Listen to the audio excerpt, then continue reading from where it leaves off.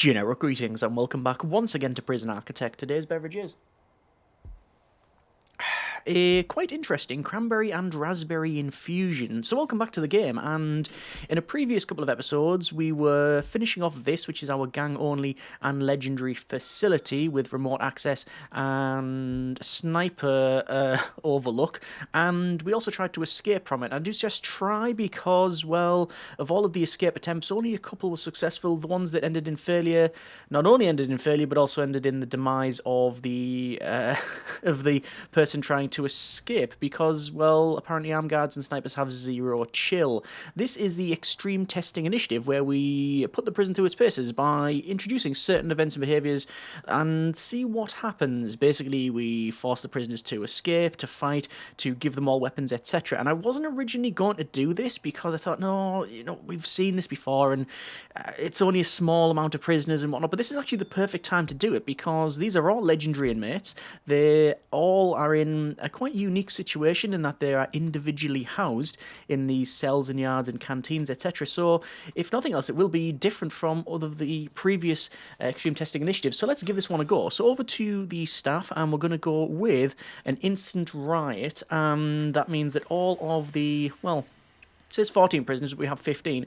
All of them are fighting. So we've got Prisoner Pigeon here, who is looking at two guards, which are armed with stun batons and a taser. We can see that the sniper is also looking over there. We've got the similar thing happening around here, and immediately we have a death. That is, oh, good grief, that's 3 already. That is a guard Antonio has been taken out, and Paul is trying to go over this fence. I don't think they're going to get very far. No, the taser has stopped that there. We've got Benjamin Tothill, who has been knocked unconscious. We have another death here, which is Paul Fletcher trying to go over the wall, which was killed by a sniper with a rifle. We've got, oh, Scott Goodwin, same thing, sniper with a rifle. Yeah, and then sniper.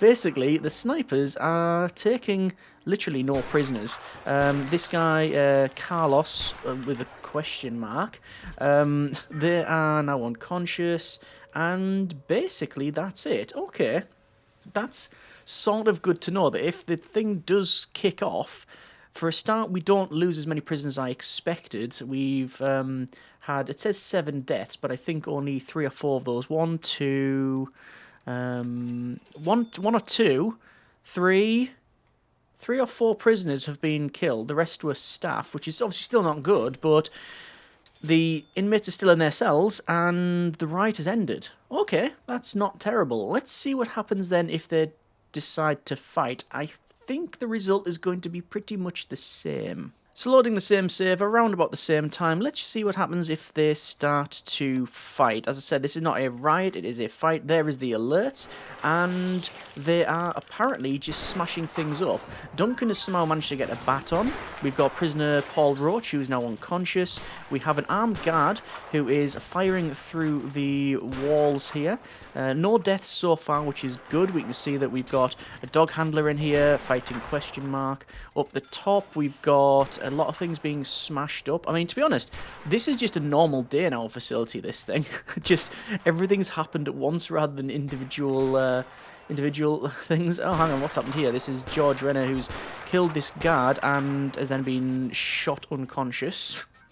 Never think that was a sentence I would put together. We've got Donnelly, who has been escorted back. Paul's unconscious, and, well, that's about it. Andrew Moore, yeah, and Paul King, we can see he's got their hands up. We've got Alec, who's got their hands up. The rest is pretty much back to normal. So only 2 deaths, I think that was. That was the guards here. And basically, none of the prisoners really got anywhere. They just sort of smashed the place up, which means that, yes, there's going to be a little bit of a repair bill, but other than that, it's pretty much not an issue. What may be an issue is if all the prisoners decide to try and jump over the wall. So this is the one that I think will be one of the more eventful ones, where basically the prisoners try to get out, and that means that they're going to smash their way through the doors. Obviously they're in their cells at this stage, so it means 2 sets of doors that they have to go through. We've already got a death over here, which is a guard, and that's this Austin Pigeon, and we can see that they're not focusing on Tori, the guard here. They are just trying to get out, although that hasn't been successful. Fletcher's trying to break through the remote door. Remote doors are, I believe, the toughest doors in the game, barring maybe the keycard door. Now, I think it does say that the remote door is the toughest. Yeah. Either way, I'm not seeing anyone go out here. No, there. None of these. They didn't even get out their cells. Okay. I mean, interestingly, we've seen the prisoners escape from this place by jumping over the fences. But since we put the barbed wire in here, it's not really been too much of an issue because they tend to escape by jumping over the fences and such, but the electrified fence and the barbed wires reduce that. They don't normally smash through the doors, and to be fair, they haven't been able to smash through the doors. In fact, no deaths, and everything is back to normal. Danger level is low, increasing a little bit, but that's not really too much of an issue. Okay, well, there is something else we can try. And the thing we can try is just to answer a question. The question being, what happens if every single prisoner was armed? So I'm just going to pause it after we've initiated this. I'm going to run through some of the things that the prisoners are armed with. So Paul has been armed with just a bit of wood, as is Felix Pennington. Looks like Alec has got a machine gun. Okay, King has got a revolver, I think, yes. We got another machine gun being held by Andrew. We've got another pistol, yeah, revolver there, wielded by Anthony, and same again for Aston. Going down the bottom, we've got a drill by Duncan, another pistol by Paul here, another pistol, lots of pistols here, by Dan. A drill for Scott. We've got, I believe that is a lighter for Paul Fletcher.